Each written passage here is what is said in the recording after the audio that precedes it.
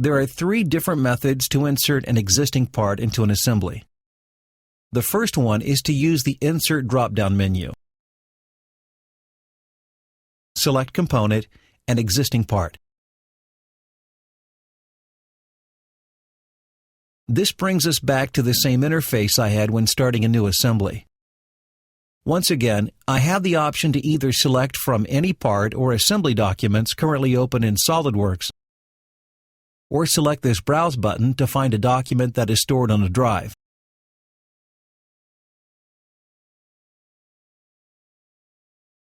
Once the part's selected, you can see a preview of where the part will be placed.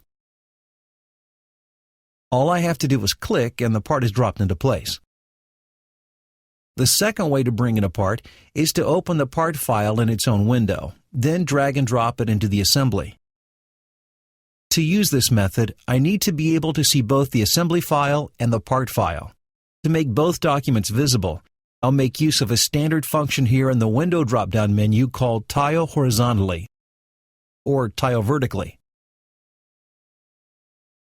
Now that I can see both files, I simply click and hold down my mouse button to drag the part file from the feature tree and drop it into the assembly.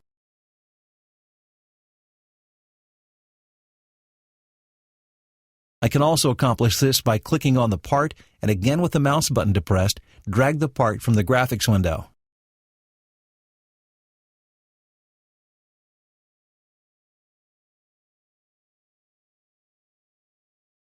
The third way to bring in a part is to drag it in directly from Windows Explorer. Here I have an Explorer window with several parts shown. These parts don't have to be open in SolidWorks. I simply drag and drop and the part is introduced into the assembly.